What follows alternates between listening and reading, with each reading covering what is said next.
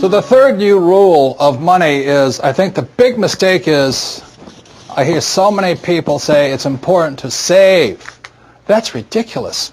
And the reason that's ridiculous is because what happened in 1971 is crucial. In 1971, the U.S. dollar stopped being money. In 1971, the U.S. dollar became a currency. And what that meant is Richard Nixon, in 1971, the president, took us off the gold standard. That's like giving an alcoholic free rein to the bar, or it's like giving somebody who can't control their spending unlimited credit cards. So what's happening is all the savers today are losers.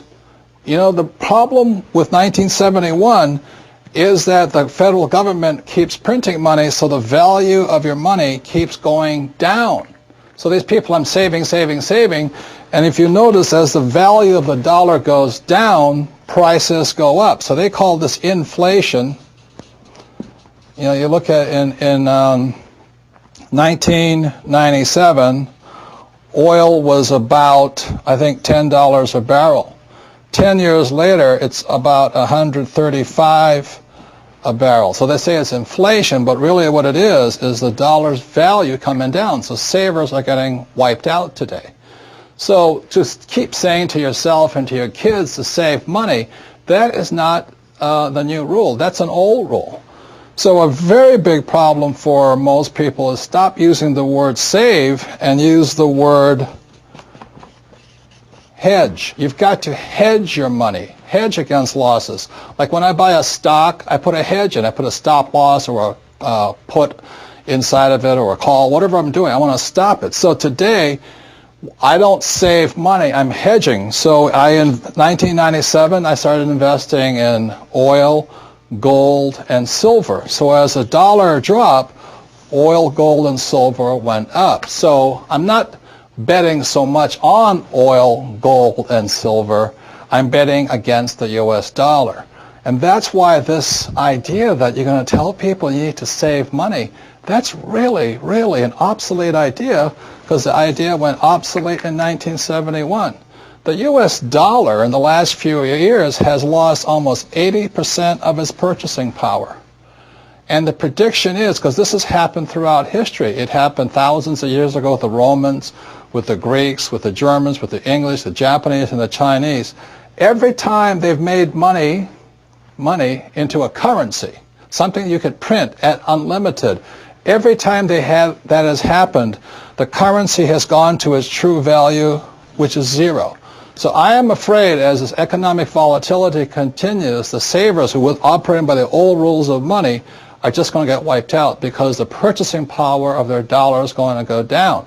So even if the bank's paying you 5 to 10% interest, you can't keep up with the banks printing money. So that's the old rule of money, is saving money, and the new rule is hedge. You've got to be able to see what's coming up as something else is coming down. The last thing I want to point out to you on this idea of saving money is this. One of the biggest misunderstandings in the world today is what they talk about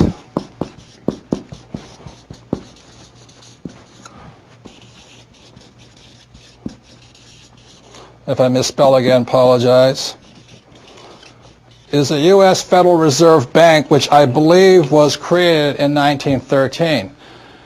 In 1971, the reason 1971 is such an important time was because the U.S. Federal Reserve became the bank to the world. They could print as much money as they wanted.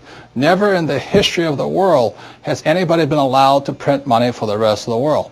Let me backtrack one more time. I talked about how the Romans did it, the Greeks did it, and all this. Every time people have done this, chaos has broken out, and that's why there's chaos in the world today. So in 1913, when the U.S. Federal Reserve Bank was created, they were basically allowed to print money for the world. Every time that has happened throughout history, a despot has arrived. For example, in 1933, a man named Adolf Hitler rose to power when the Weimar Republic was allowed to print as much money as it wanted to do. And in Russia, when Russia's currency broke down, a man named Lenin rose. When the Chinese economy broke down, Mao Zedong rose. When the Yugoslavian government broke down, Milosevic arose. So we're in that critical point right now, and one of the causes of it was in 1933, this thing called the U.S. Federal Reserve was created. And I think, they've done a pretty good job of making the rich richer. Unfortunately, the poor, many of the poor are getting poor. One of the problems of this is you have to understand that, first of all, the U.S. Federal Reserve Bank is not U.S. It is made up of a bunch of international rich guys from all over the world. The second thing, it is not federal. It's not a U.S. entity. It is, again, a bunch of rich banks from all over the world. Third, it has no reserves. There is nothing there. And fourth, it's not a bank. So that's why when I talk to people who really need to understand the new rules of money, which really began to take effect in 1971 when we were allowed to print money for the rest of the world, is understanding that this system here is causing the rich to get richer and the poor and middle class to get poorer, but most importantly, the lower middle class is almost getting wiped out. High prices, volatilities in the market, food getting more expensive, gas getting more expensive, savings getting wiped out, home values going around. And the reason the troubles have started, again, is the U.S. Federal Reserve Bank is not U.S., it's not federal, there's no reserve, it's not a bank. So if you understand that, then you can start to hedge your position rather than save money. And that's the new rule of money.